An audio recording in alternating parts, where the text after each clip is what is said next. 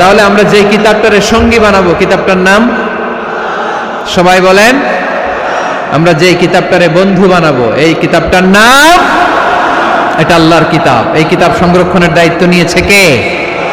এই কিতাবকে কেউ ধ্বংস করতে পারবে? এই কিতাবের পিছু লেগে কেউ সুবিধা করতে পারবে? এই কিতাবের তাফসীর কেউ বন্ধ করতে পারবে না, অসম্ভব। কোরআনের কথা ছড়িয়ে পড়বে যুগ থেকে যুগ, যুগান্তরে, দেশ থেকে দেশ, দেশান্তরে, ঠিক কি না? এটা এমন কিতাব, এই কিতাবের পিছু লেগে লাভ নাই। এই কিতাবের বাণী ছড়িয়ে পড়বে গোটা বিশ্বময়। অনেকে অনেক ষড়যন্ত্র করেছে এই কিতাবকে ধ্বংস করে দেওয়ার জন্য। আমাদের এই খোদ ভারতবর্ষে ষড়যন্ত্র হয়েছিল। ব্রিটিশরা যখন চলে গিয়েছিল, ওরা প্ল্যান করেছিল এই কিতাবকে কি করে আমাদের থেকে ডিটাচ করা যায়, কেমন করে আলাদা করা যায়। এর একটা কমিটি করে দিয়েছে, আপনারা গবেষণা করে দেখেন এই ভারতবর্ষ থেকে কেমন করে কোরআন দূর করা যায়। তারা বুদ্ধি করে বলল, এক কাজ করি, কারণ তাদের কোরআনের কপিগুলো মসজিদ থেকে বের করে আমরা আগুন দিয়ে জ্বালাই দিব, তাইলেই কোরআন শেষ। কোরআনের কপি যদি আগুন দিয়ে জ্বালায় দেওয়া হয় তাহলে তো পৃথিবীতে কোরআন থাকবে না, না থাকবে? যদি আগুন লেগে ধ্বংস হয়ে যায়, ধ্বংস হয়ে যায়, যদি আগুন লেগে যায়, পুড়ে যায় পৃথিবীর সব বইয়ের দোকান, বিশ্ব থেকে হারাবে না পবিত্র কোরআন, বিশ্ব থেকে হারাবে না পবিত্র কোরআন, ঠিক কি না? পরে দেখলো না রিসার্চে গন্ডগোল আছে, অ্যানালাইসিস ভুল, আবার নতুন কমিটি পাঠালো তারা ইংল্যান্ড থেকে, 33 সদস্য বিশিষ্ট কমিটি। তারা এসে গবেষণা করে দেখলো না, এই কোরআন আগুনে জ্বালাই দিলে কোরআন দূর হবে না। কারণ আমরা ভারতবর্ষের হেফজখানাগুলোতে যে দেখেছি, ছোট্ট বাচ্চারা মাথা দুলিয়ে দুলিয়ে কোরআন পড়ে। কোরআন তারা শুধু কাগজেই লিখে রাখে না, সিনার ভিতরে গেঁথে রাখে। ওই কোরআন মুসলমানদেরকে শিখিয়েছে কে? সে আল্লাহ বললেন, আর রহমানু আল্লামাল কোরআন খালাকাল ইনসান আল্লামাহুল বায়ান। আল্লাহ বললেন, আমি মেহেরবান, আমি কোরআন শিখিয়েছি। আমরা বললাম, আল্লাহ আর আপনি কি করেন? আল্লাহ বলেন, খালাকাল ইনসান, আমি মানুষ বানিয়েছি। সুবহানাল্লাহ পড়েন। আমাদেরকে তৈরি করেছে কে? জোরে বলতে হবে, কে? মানব সৃষ্টির 3টা পদ্ধতি কোরআনে পাওয়া যায়। পদ্ধতি নাম্বার 1, বাবাও নাই মাও নাই। এই পদ্ধতিতে আল্লাহ কাকে বানাইছে বলেন? আদম আর হাওয়া আলাইহিস সালাম, এদের বাবা মা ছিল। 2 নম্বর পদ্ধতি হচ্ছে মা আছে কিন্তু বাবা নাই। এই পদ্ধতিতে আল্লাহ কাকে বানালেন? কি নাম? ঈসা আলাইহিস সালাম। 3 নম্বর পদ্ধতি হচ্ছে মাও আছে বাবাও আছে। এই পদ্ধতিতে আল্লাহ কাদেরকে বানিয়েছেন? আমাদেরকে বানিয়েছেন। তাহলে পদ্ধতি কয়টা? 3টা। আদম আলাইহিস সালামকে বানানোর পদ্ধতিও 3টা। প্রথমে আল্লাহ 3 লাজিব এঁটেল মাটি নিলেন, তারপর নিলেন হামাইম মাসনুন কাদামাটি, তারপরে এটারে বানালেন ঠনঠনে শুকনো মাটি। সাইয়েদনা আদম আলাইহিস সালামের অবয়ব তৈরি করলেন 60 হাত লম্বা করে। সাইয়েদনা আদম আলাইহিস সালামকে যখন আল্লাহ বানিয়েছেন, কয় হাত লম্বা? সহিহ বুখারীর বর্ণনা, লাম্মা খালাকাল্লাহু আদামা ওয়া কানা তুলুহু 60 যিরাআন। আল্লাহ তাআলা যখন আদম আলাইহিস সালামকে বানালেন 60 হাত বা 60 গজ লম্বা করে বানালেন। আপনারাও যারা জান্নাতে যাবেন 60 হাত লম্বা হয়ে জান্নাতে ঢুকবেন। কয় হাত লম্বা? সুবহানাল্লাহ পড়বেন না? আদম আলাইহিস সালামকে বানালেন। আবার মায়ের পেটে যে আমরা বড় হলাম, এখানেও আমাদের 3টা ক্যাটাগরি, 3টা ধাপে তিনি আমাদেরকে বানালেন। মায়ের পেটে 9 মাস কি করছিলেন মনে আছে আপনাদের? শরীয়তপুরের ভাইরা মনে নেই? কেন? হ্যাঁ, আমাদের কারোরই মনে নাই, ঠিক কিনা? এই 6 মাস 8 মাস কই যে ছিলাম, কোথায় ছিলাম আমরা মনে করতে পারি না। স্মৃতির পাতা হাতড়িয়ে যত পিছনে যাই আর ভুলতে থাকি। মনে আছে ছোটবেলার কথা? মনে নাই। আমরা সবাই কিন্তু এত বড় ছিলাম না ভাই, ছোট্ট ছিলাম, ছোট্ট। মায়ের জরায়ুর দেয়ালের মধ্যে লেপ্টে ছিলাম। নুতফা, আলাকা, মুদগা, sperm drop, blood clot and the little flesh. ছোট্ট নাপাক পানি ছিলাম। ওইটারে আল্লাহ বড় করতে আরম্ভ করলেন। বড় করতে করতে রক্তপিণ্ড বানালেন। রক্তপিণ্ড থেকে আল্লাহ গোশতপিণ্ড বানালেন। আমরা প্রত্যেকে এরকম একটা গোশতের টুকরা ছিলাম। এটার ভিতরে আল্লাহ কঙ্কাল ঢুকালেন, আমার স্কেলিটন, আমার কঙ্কালটা, আমার অবয়বটা ঢুকালেন। তারপরে আবার গোশত দিয়ে প্যাকেট করলেন, তার উপরে আবার চামড়ার প্যাকেট পড়ায় দিলেন। পড়েন সুবহানাল্লাহ। এরপরে 9 মাস পরে এই পৃথিবীর বুকে স্মুথলি আমাকে আসার সুযোগ দিলেন কে? একথাই আল্লাহ সূরা আল মুমিনুনে বললেন, ওয়ালাকাদ খালাকনাল ইনসানা মিন সুলালাতিন মিন তিন সুম্মা জাআলনাহু নুতফাতান ফি ক্বারারিন মাকিন ثم خلقنا النطفة علقة فخلقنا العلقة مضغة فخلقنا المضغة عظاما فكسونا العظام لحما ثم أنشأناه خلقا آخر فتبارك الله أحسن الخالقين. পড়েন আল্লাহু আকবার। আপনারা উঠতেছেন কেন? উঠছেন কে কে দেখি? আপনার চেহারাটা দেখেন আমাকে। ওয়াশরুমে যাওয়ার জন্য অনেক আগ থেকে বসে আছেন বোধহয়, না? আসর থেকে, দুপুর 3টা থেকে? আল্লাহু আকবার, আল্লাহু আকবার। তাহলে দোয়া করে দিই। আর না না না না, ঠিক হবে না, কষ্ট হচ্ছে, আমি বুঝতে পারতেছি। আর কয়েক মিনিট শুনবেন? পড়েন পড়েন, লিল্লাহে তাকবীর, লিল্লাহে তাকবীর, লিল্লাহে তাকবীর। আল্লাহর কোন নিয়ামতকে অস্বীকার করার কোন সুযোগ আছে? ওয়া ইন তাউদ্দু নি'মাতাল্লাহি লা তুহসুহা ইন্নাল ইনসানা লাযালুমুন কাফার। যদি আমার নিয়ামতগুলো গুনতে শুরু করে দাও, গুনতে গুনতে তোমার জীবন শেষ হয়ে যাবে, হায়াত ফুরিয়ে যাবে। আমি আল্লাহর নিয়ামত গুনে কশিনকালেও তোমরা শেষ করতে পারবে। সাগরের জল যদি কালি হয়ে যায়, গাছের পাতা যদি খাতা হয়ে যায়, সাগরের জল নামক কালি দিয়ে গাছের পাতা নামক খাতার উপরে যদি আল্লাহর প্রশংসা লিখতে শুরু করে দেন, আল্লাহ বলে গাছের পাতাও ফুরিয়ে যাবে, সাগরের জলও ফুরিয়ে যাবে, কিন্তু আমার প্রশংসা করে তোমরা শেষ করতে পারবে না। এজন্য আল্লাহর প্রশংসা করতে হবে বেশি বেশি নাকি কম কম? কম কম না বেশি বেশি? ফাবিআইয়ি আলাኢ রাব্বিকুমা তুকাযযিবান। আমার কোন নিয়ামতকে তোরা অস্বীকার করবি বল? O mankind and jinnkind, which of my mercy and blessings you want to deny? আমার কোন নিয়ামতকে অস্বীকার করবি? অস্বীকার করার সুযোগ আছে? নাই। আল্লাহর হাবিব সাল্লাল্লাহু আলাইহি ওয়াসাল্লাম এই সূরাটাকে বড় পছন্দ করতেন। সাহাবাদেরকে একবার তিনি এই সূরাটা তেলাওয়াত করে শোনালেন। সাহাবারা চুপচাপ, ঠিক যেমন এখন আপনারা চুপচাপ। আল্লাহর হাবিব বললেন, ও সাহাবারা, তোমরা তো এই সূরা শুনে চুপ করে বসে আছো, কিন্তু তায়েফের ময়দানে জিনদের কাছে এই সূরাটা আমি তেলাওয়াত করেছিলাম, তারা কিন্তু চুপচাপ বসে থাকে নাই।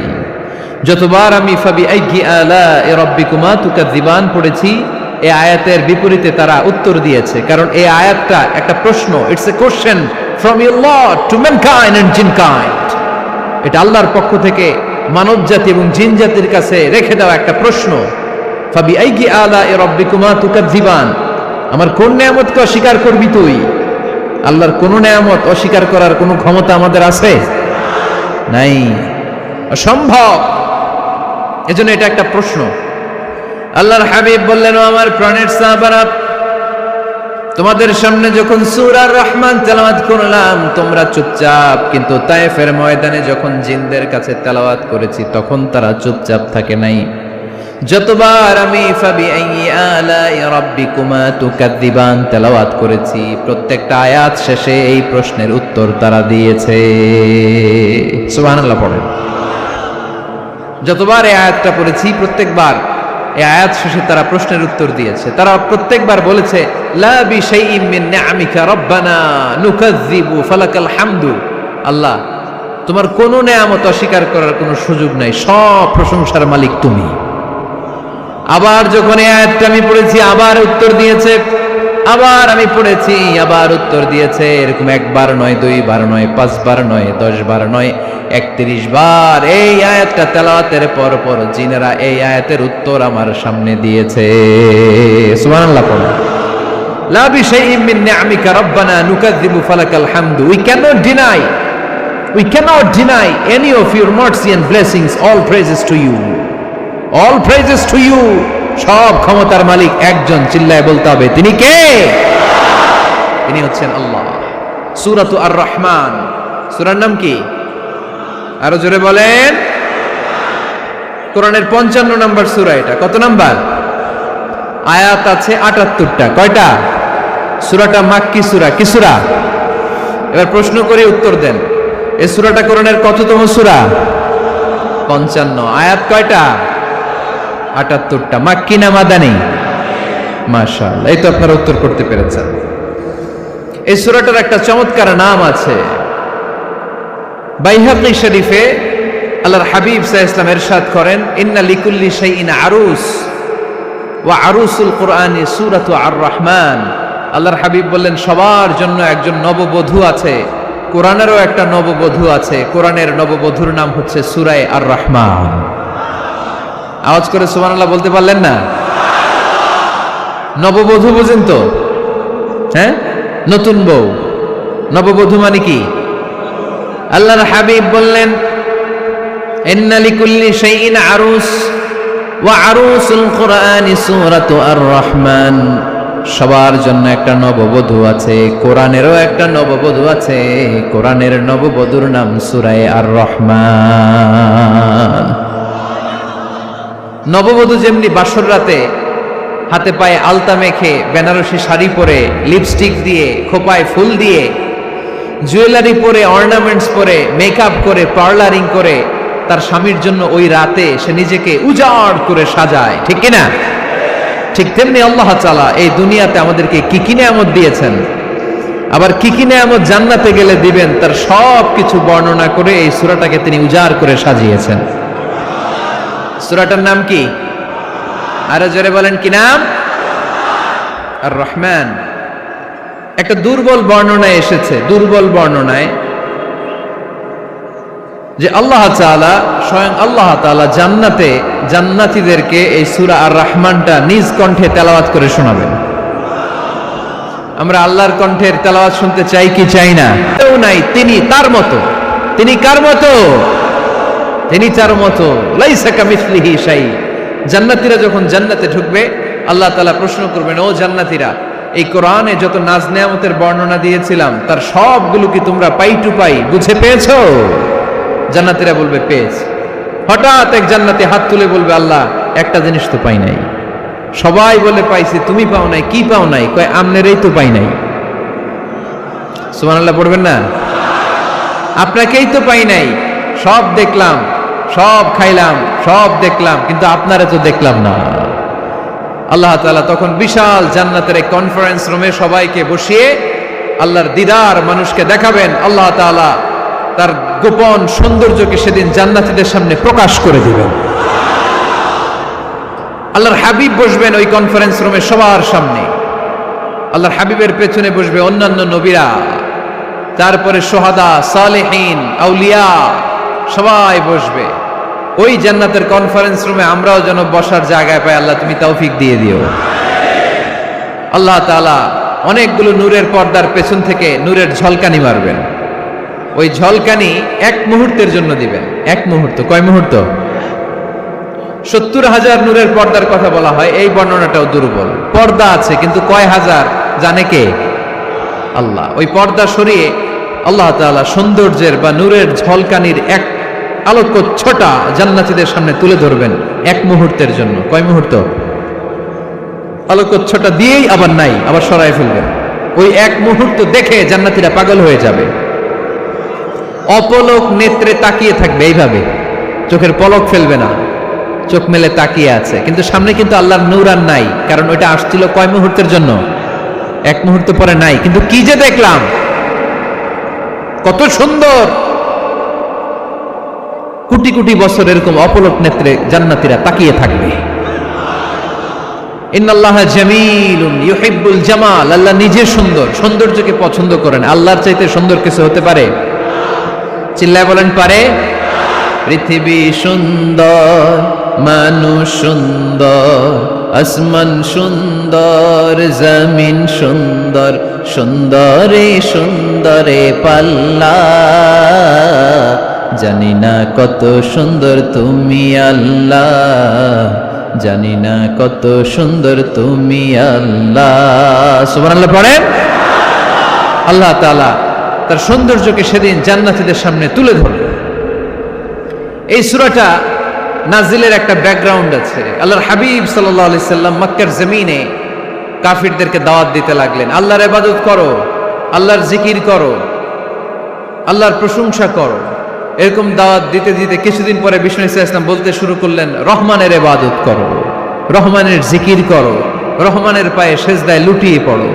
তখন কাফেররা প্রশ্ন শুরু করে দিল, মুহাম্মদ এতদিন বলতা আল্লাহ, এখন কইতেছে রহমানের কথা, আসলে কোনটা? আল্লাহরে তো আমরা চিনি, রহমানরে তো আমরা চিনি না। আল্লাহর দাওয়াত দিচ্ছ, আল্লাহর গুণগান গাইছো, আল্লাহকে আমরা চিনি জানি, কিন্তু রহমানটা আবার কে? সে আবার কবে আসলো, কোত্থেকে আসলো, কবে থেকে আছে, কতদিন থাকবে?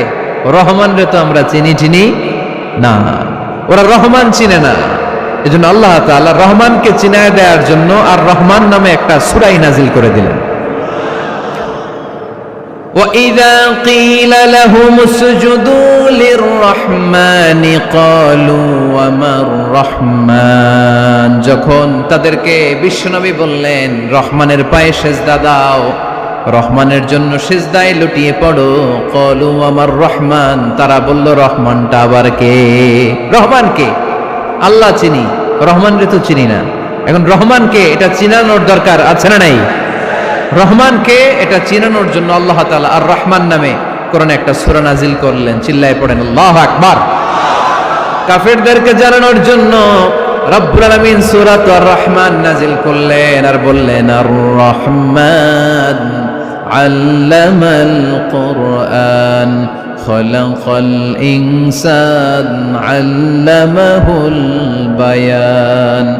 দয়াময় রহমান শেখালেন কোরআন, বানালেন ইনসান, শেখালেন বায়ান। দয়াময় রহমান শেখালেন কোরআন, বানালেন ইনসান, শেখালেন বায়ান। দয়াময় রহমান শেখালেন কোরআন, বানালেন ইনসান, শেখালেন বায়ান। দয়াময় রহমান শেখালেন কোরআন, বানালেন ইনসান, শেখালেন বায়ান। আল্লাহু আকবার। আল্লাহ বলেন রহমান রে চিনো না? আর রহমান আল্লামাল কোরআন খলাকাল ইনসান আল্লামাহুল বায়ান। আমি হলাম রহমান, আমি দয়াময়, আমি মেহেরবান। আমার দয়ার কোনো শেষ নাই, আমার মায়ার কোনো শেষ নাই। আমার দয়া ভালোবাসা ছাড়া এই পৃথিবীতে কোনো কিছু হওয়া সম্ভব। ওসিআত রাহমাতি কুল্লা শাই, সব জায়গায় আমার আল্লাহর রহমত আছে না নাই? আল্লাহর রহমত ছাড়া এক ফোঁটা বৃষ্টি আকাশ থেকে জমিনে ঝরে? আল্লাহর রহমত ছাড়া একটা গাছের পাতা মাটিতে পড়ে? আল্লাহর রহমত ছাড়া একটা শ্বাস আমরা ভেতরে ঢুকাতে পারি? আল্লাহর রহমত ছাড়া পৃথিবীতে কিচ্ছু সম্ভব না। চিল্লায় বলেন ঠিক কিনা? আমার আল্লাহর দয়া ভালোবাসা যে কত বেশি আমরা জানি না, আমরা জানি না। আরশের বুকে আল্লাহ বিশাল সাইনবোর্ডে লিখে রেখেছেন, সাবাকাত রাহমাতি গাদাবি, সাবাকাত রাহমাতি গাদাবি। এর মানে হচ্ছে আমার রাগের উপরে আমার দয়া বিজয় লাভ করেছে। সাবাকাত রাহমাতি গাদাবি, আমার রাগও আছে, আল্লাহর রাগ আছে না? আমার দয়াও আছে, আল্লাহর দয়া আছে না? আল্লাহ বললেন আমার রাগও আছে, আবার আমার দয়াও আছে, তবে জেনে রেখো আমার রাগের চেয়ে দয়া বেশি। আল্লাহর কোনটা বেশি? দয়া বেশি। আমাদের পাপ অন্যায় যত বড় হোক, মনে রাখবেন আল্লাহর দয়া তার চাইতেও বড়। নাকি ছোট? আপনি যত বড় পাপ করেন না কেন, আমাদের জন্য আল্লাহর পক্ষ থেকে দয়া আছে না নাই? বনি ইসরাইলের এক লোক সিরিয়াল কিলার ছিল, খালি মার্ডার করতো, সিরিয়াল মার্ডার। একটা, দুইটা, তিনটা, 10টা, 5টা করতে করতে করতে করতে 99টা মার্ডার করেছে। কয়টা? এলাকায় আছে নাকি এরকম কেউ? 99টা মার্ডার। কল্পনা করা যায়? 99 জন মানুষকে সে নিজ হাতে হত্যা করেছে। 99 মার্ডার করার পরে তার মনে ভয় আসলো, হায়রে না জানি আল্লাহ আমার সাথে কেমন আচরণ করে আখিরাতে। আমার তওবা আছে কিনা কপালে জানি না, আমার তো ক্ষমা নাই, কি করব আমি? তো সে লোকজনদেরকে জিজ্ঞেস করলো, আমার ক্ষমা আছে কিনা, এটা কে বলতে পারবে? আমাকে আল্লাহ মাফ করবে কিনা? তারা সবাই বলল, এই এলাকায় এক আল্লাহর ওলি আছে, তার কাছে যাও। সে আল্লাহর ওলির কাছে যেয়ে বলে, ও আল্লাহর ওলি, আমি 99টা হত্যা করেছি, 99টা মার্ডার, আমার কপালে ক্ষমা আছে কিনা তুমি একটু বলো। আল্লাহর ওলি কই, কি বললা? 99টা মার্ডার? হায় হায় সর্বনাশ, তোর কোনো ক্ষমা নাই। এবার যে মার্ডার করছে ও কয়, আমার যেহেতু ক্ষমা নাই, তোরে বাঁচায় রেখে লাভ কি, তোরেও দিলাম শেষ করে। এবার সেঞ্চুরি করে ফেলাইছে। কথা বুঝতেছেন? আমার যেহেতু ক্ষমা নাই, তো তোরে বাঁচায় রেখে কি লাভ, তোরেও শেষ করে দিলাম। এবার সেঞ্চুরি। সেঞ্চুরি করার পরেও ভয় আছে না নাই অন্তরে? অন্তরে তো আল্লাহর ভয়, কই যাবে? খুঁজতে লাগলো কে সমাধান দিতে পারবে। একজন বলল, ওই এলাকায় একজন বড় আলেম আছে, ওই আলেমের কাছে যাও। সে আলেমের কাছে যেয়ে বলে, আলেম, আমি 99টা হত্যা করেছি, এখন আমার বড্ড ভয় হয়, আল্লাহ আমারে মাফ করবে কিনা, তুমি একটু আমারে বলো। আলেম বলে, তোমার গুনাহ যত বড়ই হোক, আমার আল্লাহর দয়া তার চাইতেও বড়। তুমি কি পাপ করেছো, কি অন্যায় করেছো? তুমি জানো না আমার রব কত মেহেরবান, তিনি কত দয়ালু, তিনি ভালোবাসার আধার, তিনি করুণার আধার। তোমার পাপ অন্যায় যদি হয় খালের পানির সমান, বিলের পানির সমান, আমার আল্লাহর দয়া সাগরের পানির সমান। তোমার পাপ আর অন্যায় যদি হয় পাহাড়ের সমান, আমার আল্লাহর ভালোবাসার দয়া হচ্ছে আকাশের সমান। তুমি যদি তওবার মতো তওবা করতে পারো, ক্ষমার মতো ক্ষমা চাইতে পারো, চোখের পানি ছেড়ে, চোখের পানির বড় দাম, চোখের পানির মধ্যে বিশাল কারিশমা, এটা আল্লাহ খুব পছন্দ করে। 2 ফোঁটা পানি আল্লাহ পছন্দ করে। এক, জেহাদের ময়দানে শহীদের গা বেয়ে ঝরে পড়া রক্তের ফোঁটা। 2 হচ্ছে অনুতপ্ত বান্দার চোখের পানির ফোঁটা। বান্দা যখন অনুতপ্ত হয়ে চোখের পানি ছেড়ে কাঁদে, তার চোখের পানি চোখ বেয়ে, নাকের ডগা বেয়ে মাটিতে পড়ার আগেই ওই অনুতপ্ত বান্দার সব গুনাহ আল্লাহ মাফ করে দেয়। সে জিজ্ঞেস করলো, আমার ক্ষমা আছে কিনা? আলেম বলে, আছে, ক্ষমা আছে। তওবার মতো তওবা কর, তাওবাতান নাসুহা, তওবার মতো তওবা করলে আল্লাহ ঠিকই মাফ করবে। সে এতটাই অনুতপ্ত হলো, এতটাই, সে আল্লাহর কাছে ক্ষমা চাইতে শুরু করলো। আলেম পরামর্শ দিল, তুমি যে এলাকায় থাকো এলাকাটা ভালো না, এলাকাটা ছাড়ো, এখানে সব ডাকাতদের এলাকা, তুমি একটা ভালো এলাকায় যাও, ওখানে যে তওবা করে ভালো মানুষ হয়ে যাও। সে নিয়ত করে কাপড় চোপড় গুছিয়ে ভালো এলাকায় যাবে। ঘর থেকে বেরোয়ার সাথে সাথেই মালাকুল মাউত চলে আসছে, তার রুহু কবজ করে ফেলছে। এখন রুহু কে নিয়ে যাবে? ফাজাত মালাইকাতুর রাহমা ওয়া মালাইকাতুল আযাব। রহমতের ফেরেশতারাও আসছে, আযাবের ফেরেশতারাও আসছে। রহমতের ফেরেশতারা বলে, না না, সে তওবার নিয়ত করেছে, যদিও তওবা করতে পারে নাই, যদিও ভালো এলাকায় যেতে পারে নাই, তওবার নিয়ত করেছে, অনুতপ্ত হয়েছে, ক্ষমা চাওয়ার চিন্তা করেছে, আমরা তার রুহু নিয়ে ইল্লিনে রেখে দেব। আযাবের ফেরেশতারা বলে, না না, 99টা হত্যা করার পরে আরো একটা হত্যা করে সেঞ্চুরি করেছে, এখনো তো ভালোভাবে তওবা করতে পারে নাই, তার রুহুটা নিয়ে আমরা সিজ্জিনের ভেতরে ঢুকায় দেব। 2 দল ফেরেশতার মারামারি, এ বলে আমরা নিব, এ বলে আমরা নিব। ঝগড়া আছে না নাই?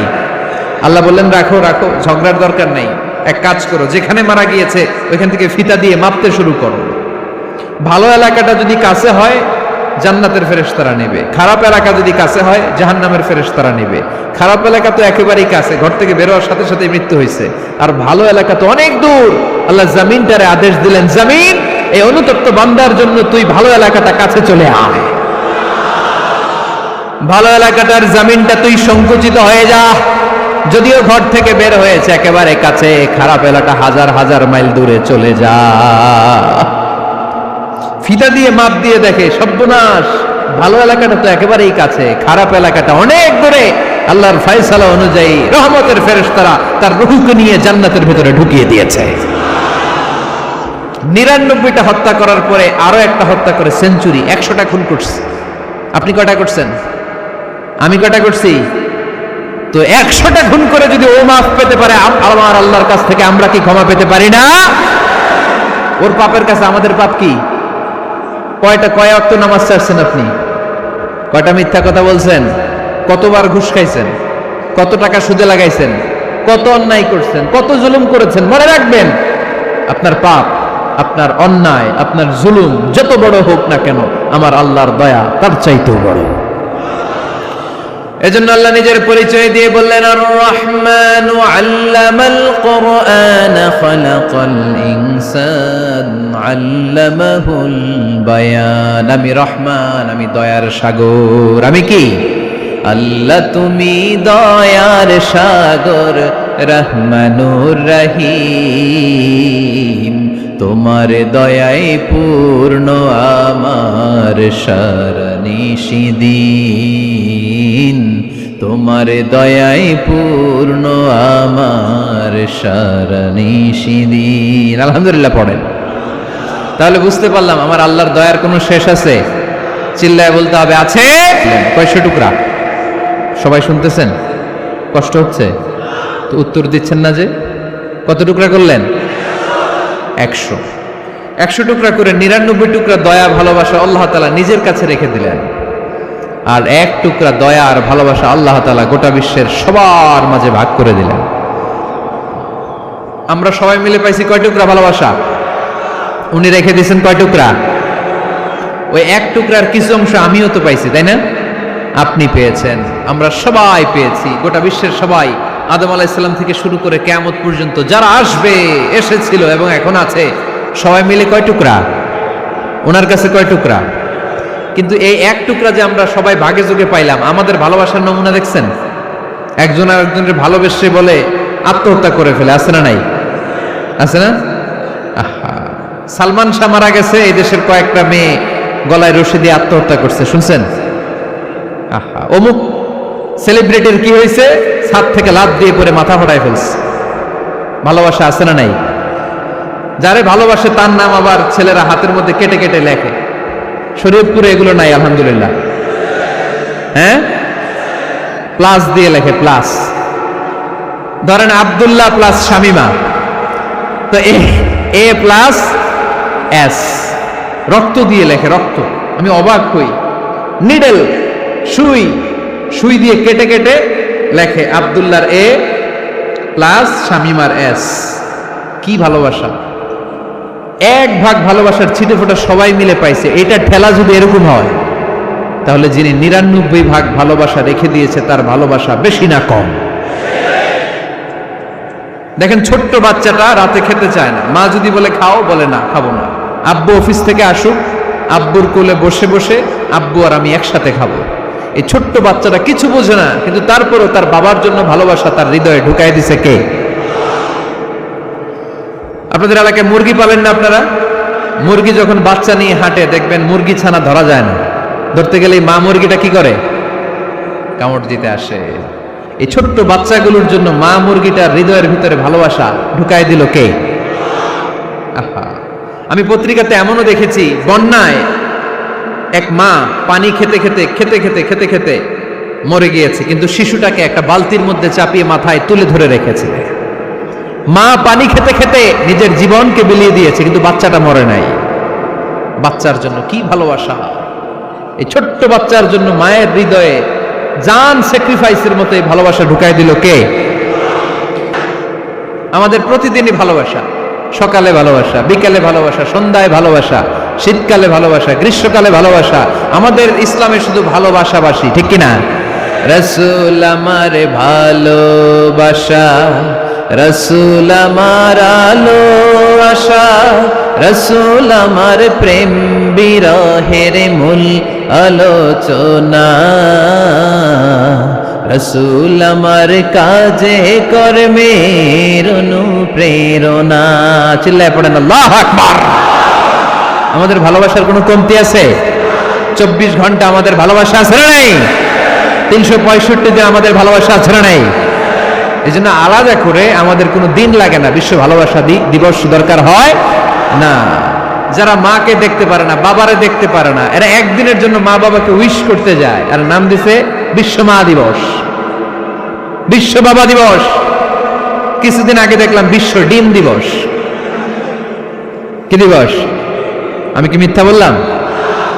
ছিল একটা বিশ্ব ডিম দিবস। কিছুদিন পরে বানাবে বিশ্ব বাঁশ দিবস। যে যারে বাস দিতে পারে। এরপর একটা বানাইছে শুনলাম বিশ্ব চিন্তা দিবস।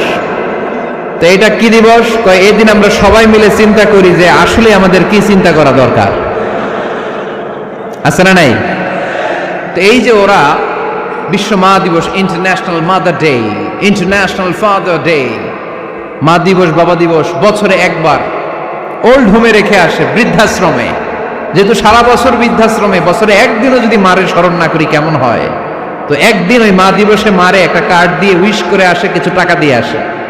ওদের তো মা বাবার প্রতি দয়া নাই, শ্রদ্ধা নাই, ভালোবাসা নাই, এজন্য ঘটা করে ওদের দিবস পালন করা লাগে।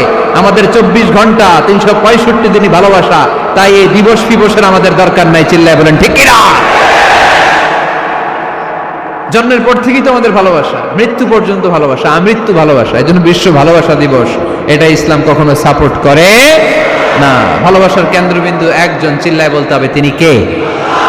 100 টুকরা করে আমাদেরকে দিয়েছেন কয় টুকরা? উনি রেখেছেন কয় টুকরা? দেখেন, এক টুকরা ঠেলায় বিশ্ব ভালোবাসা দিবস আমরা পালন করি। ভালোবাসার গান, ভালোবাসার নাটক, ভালোবাসার ফিল্ম, ভালোবাসার কবিতা, অভাব নাই। কত ভালোবাসার স্টোরি আপনারা জানেন, এত ভালোবাসা। কিন্তু সবাই মিলে ভালোবাসার এক অংশ আমরা ভাগে যোগে পেয়েছি। এক অংশের নমুনা যদি এমন হয়, 99 টুকরা ভালোবাসা যিনি রেখে দিয়েছেন নিজের মধ্যে, তার ভালোবাসা বেশি না কম? চিল্লায় বলেন বেশি না কম? এজন্য আমরা আল্লাহর ভালোবাসার ভিখারি, আমরা আল্লাহ তাআলার রহমতের ভিখারি। আল্লাহর রহমত ছাড়া কেউ কোনোদিন জান্নাতে যেতে পারবে? কোনোদিন নিজের আমল নিয়ে বড়াই করবেন না। আপনারা কি ভাবেন যে আপনার আমল দিয়ে আপনি জান্নাতে যাবেন? শরীয়তপুরের আজকের এই প্যান্ডেলে যারা বসে আছেন, কার এরকম ভরসা আছে যে হুজুর আমি এত আমল করেছি, আমার আমলের বদৌলতে আমি জান্নাতে ঢুকবো? কে কে আছেন দেখি আল্লাহর ওলি? আল্লাহর হাবিব বললেন, আল্লাহর রহমত ছাড়া, ভালোবাসা ছাড়া কেউ কোনোদিন জান্নাতে ঢুকতে পারবে? আম্মা জান আয়েশা বললেন, ইয়া রাসূলুল্লাহ আপনিও না? আল্লাহর হাবিব বললেন, না আমিও না, তবে আল্লাহর রহমত আর দয়া সেদিন আমাকে ঘিরে রাখবে। মান নুকিশা উযিবা, যার হিসাব আল্লাহ সেদিন চাইবেন সে ধরা খেয়ে যাবে। সব সময় আল্লাহর কাছে এই দোয়াটা যেন আমরা করি, আল্লাহ কিয়ামতের দিন তুমি আমার হিসাব নিও না, আল্লাহ তুমি আমার বিচার বসিও না, আল্লাহ তুমি দয়া করে আমারে মাফ করে দিও। আল্লাহ যার বিচার করবেন ও জাহান্নামে যাবে, আর যার বিচার করবেন না সে জান্নাতে যাবে।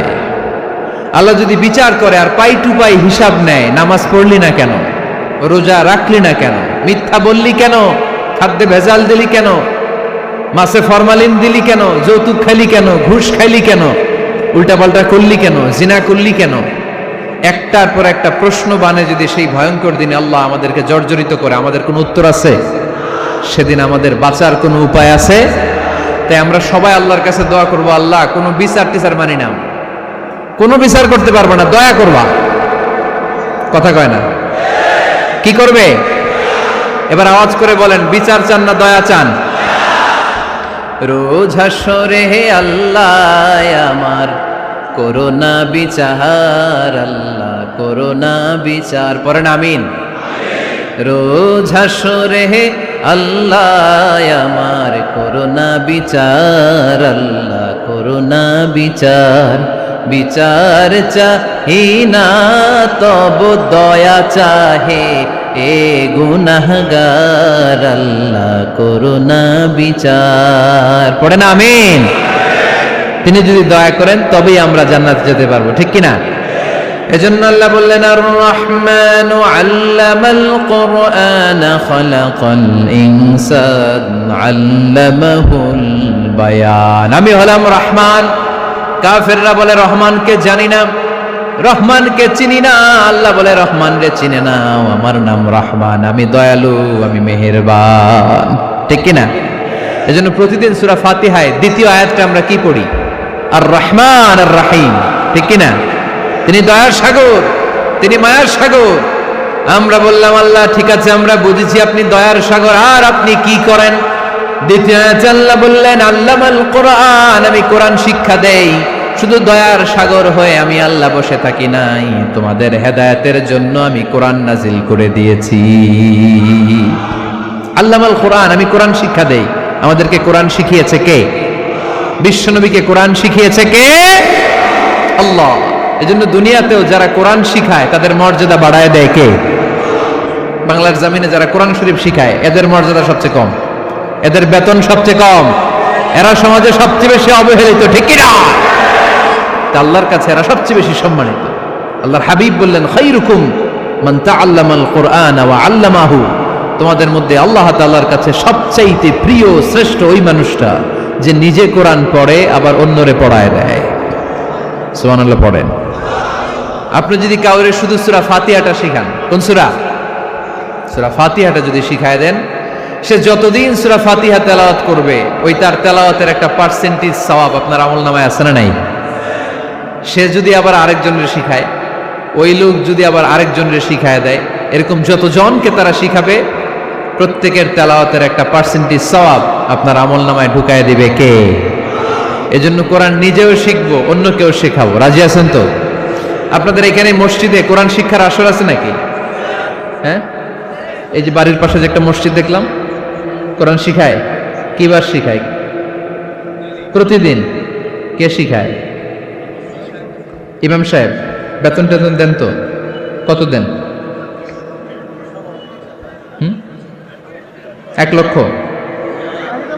মাসে? 500,000 বলে কি? এক একটা ইমামের কমসে কম 1 লক্ষ টাকা বেতন হওয়া দরকার, ঠিক কিনা? না খেয়ে না পড়ে অল্পতে তুষ্ট থেকে যারা শুকরিয়া করে এরা আমাদের আইম্মাতুল মাসাজিদ, মসজিদের ইমামরা, মসজিদের মুয়াজ্জিনরা। এক একটা মসজিদের মুয়াজ্জিনের গলা হবে এরকম বিশাল উঁচু। কিয়ামতের ময়দানে সবাই আমরা এর দিকে তাকায় থাকবো, কিরে ভাই তোর গলা উঁচু কেন? সে বলবে, আমার এই গলা দিয়ে প্রতিদিন 5 বার আমি আজান দিয়েছি। কিয়ামতের ময়দানে ঠিকই সম্মানিত, দুনিয়ায় আমরা চিনলাম না ওনাদেরকে। এজন্য কোরআন শিক্ষার আসর যেন আমরা গড়ে তুলি। তালিমুল কোরআন প্রজেক্ট লাগবে, শিশুদের কোরআন শিক্ষার আসর, নারীদের কোরআন শিক্ষার আসর, বয়স্কদের কোরআন শিক্ষার আসর। আমরা কোরআন শিখে মরতে চাই, কোরআন জেনে মরতে চাই। No excuse will be granted that day. সেদিন আল্লাহ কোনো এক্সকিউজ গ্রহণ করবে না। সব পারো, হিন্দি তো ঠিকই কইতে পারো। হিন্দিতে কথা কইতে পারে না ছেলেপেলেরা? হিন্দি সিনেমা এমন দেখা দেখে হিন্দিতে কথা কইতে পারে। তো হিন্দি ভাষা বুঝতে পারলে, শিখতে পারলে আরবি পারলা না কেন? কোনো এক্সকিউজ, ওজর, আপত্তি সেদিন আল্লাহ গ্রহণ করবে না। শরীয়তপুরের ভাইরা, আসুন আমরা কোরআন শিখি, আসুন আমরা কোরআন পড়ি। প্রতিদিন একটা আয়াত হলেও কমপক্ষে আমরা যেন কোরআনের অর্থ পড়ি, বঙ্গানুবাদ পড়ি। রাজি আছেন তো? আপনাদের স্মার্টফোন আছে কার কার হাতে দেখি?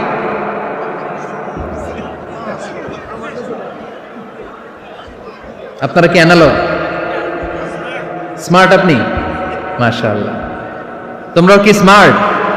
হ্যাঁ, ঠিক আছে, হাত নামাও, হাত নামান সবাই। তো এই যে স্মার্টফোন আসছে স্মার্ট বানাইতে, যেই ফোনের মধ্যে কোরআন নাই সে আনস্মার্ট, ঠিক কিনা? যার মোবাইলের ভেতরে কোরআনের অ্যাপস আছে, ডাউনলোড করে অ্যাপস রেখেছে, সেই হচ্ছে আসল smart. He is the real hero, he is the real smart. এজন্য মোবাইলের অ্যাপসের ভেতরে কোরআন ঢুকাইতে হবে। শরীয়তপুরের ছেলেরা খুব সহজ, অ্যান্ড্রয়েড স্যাট ইউজ করলে প্লে স্টোরে যাও, যে তুমি বাংলা কোরআন লিখো চলে আসবে। আইফোন যদি ইউজ করো অ্যাপ স্টোরে যাও, ওখানে যে বাংলা কোরআন লিখো চলে আসবে। সহজ। এত সহজ হওয়ার পরেও আল্লাহ কি বললেন আমরা যদি না শিখি, না জানি, আল্লাহ কি ক্ষমা করবে? যা বলার সব আল্লাহ বলে দিয়েছে এই কোরআন। এই কোরআনে শুরু হয়েছে বিসমিল্লাহির রহমানির রহিম দিয়ে, মানে বা দিয়ে। কি দিয়ে? চিল্লায় বলেন না, কি দিয়ে? বা দিয়ে। আর এই কোরআন শেষ হয়েছে সূরাতুন নাস দিয়ে, যে সূরার শেষ আয়াত হচ্ছে মিনাল জিন্নাতি ওয়ান নাস। বার সিন মিলাইলে কি হয়? বাস। এবার বাসে চড়া শরীয়তপুর শহরে যাব। ওই বাস না, এই বাস মানে যথেষ্ট, এই বাস মানে সাফিসিয়েন্ট, কাফি। আল্লাহ বুঝালেন এই 30 পারায় 114টা সূরায় আমি যা দিয়েছি এটাই বাস, যথেষ্ট, নতুন করে আর কিচ্ছু লাগবে না। চিল্লায় বলেন ঠিক কিনা? এজন্য মোবাইলে কোরআনের অ্যাপস ঢুকাইবেন। কে কে ঢুকাইবেন আজকে থেকে দেখি? আমারে দেখানোর জন্য হাত তুলছেন? দেখাতে হবে একজনের, তিনি কে? আল্লাহরে দেখান, আল্লাহর ফেরেশতারে দেখান। এখন কই মারছে হাত? আল্লাহর ফেরেশতার কথা কইছি, আর ভয় ঢুকছে। ঢুকাবেন, ঢুকাবেন। এদিকে হাত তোলে না কেন? আছে? মাশাআল্লাহ, হাত নামান। আল্লাহ তুমি সব ভাইদেরকে কবুল করো। আমরা যেন মোবাইলে হিন্দি সিরিয়াল না দেখি, আমরা যেন ড্যান্স না দেখি, উলঙ্গ নৃত্য যেন না দেখি, আমরা যেন এই মোবাইলে কোরআন পড়ি, আমরা কান দিয়ে যা শুনবো তাতে যেন সওয়াব হয়, আমরা চোখ দিয়ে যা দেখবো তাতে যেন সওয়াব হয়, ঠিক কিনা? যেন কানে শুনি সদা তোমার কালাম, এ খোদা চোখে যেন দেখি শুধু কোরআনের আয়াত, শোনো আমার মুনাজাত। আল্লাহ পড়েন আল্লামাহুল বায়ান। আমি তোমাদেরকে বয়ান শিখিয়েছি। এই যে আমরা বয়ান করি, আমাদের যে ভাষা, এই ভাষা কার দান? আমাদের বাংলা ভাষা কার দান? পৃথিবীতে অনেক ভাষা আছে, একটা ভাষার প্রকাশভঙ্গির সাথে আরেকটার মিল নাই, একটার প্রকাশভঙ্গির সাথে আরেকটার মিল নাই। চাইনিজরা চাইনিজ ভাষায় কথা বললে ইংরেজরা কিচ্ছু বুঝে না, ইংরেজরা বললে আরবরা বুঝে না, আরবরা বললে মালায়রা বুঝে না, মারায়রা বললে আফ্রিকানরা বুঝে না। সুবহানাল্লাহ পড়েন। আমি অনেক দিন দেশের বাইরে থাকি, 10 বছরেরও বেশি আমি পড়াশোনা করি, এখনো পিএইচডি করি। তো মিশরে যখন আমি পড়াশোনা করতাম তখন দেখতাম এক এক ভাষায় এক একজন কথা বলে। আমরা বাঙালিরা যদি কোনো কথা বলে হাসাহাসি করি, হেসে হেসে আমরা কুটি কুটি হয়ে যাচ্ছি, মরে যাচ্ছি, কিন্তু ওরা হাসে না, বিদেশিরা, ওরা বুঝে নাই তো। আবার ওরা যখন কথা বলে হাসে, আমরা কিছুই বুঝি না। সুবহানাল্লাহ পড়বেন না? ওইটা বাদ দেন, আমাদের বাংলাদেশে আসেন, আমাদের বাংলাদেশে এক এক জেলার সাথে আরেক জেলার ভাষার ভিন্নতা আছে না নাই? সুবহানাল্লাহ পড়বেন না? ঢাকার ভাষার সাথে ফরিদপুরের ভাষার অমিল, সিলেটের অনেক অমিল, চট্টগ্রামের অমিল আছে না নাই? সবচেয়ে বেশি অমিল সিলেটে আর চট্টগ্রামে, ঠিক কিনা? ওনাদের ভাষাগুলো এমন, শুনলে বোঝার উপায় নেই যেটা বাংলা ভাষা না অন্য ভাষা, কিন্তু প্রত্যেক আঞ্চলিকতায় একটা মাধুর্যতা আছে না নাই?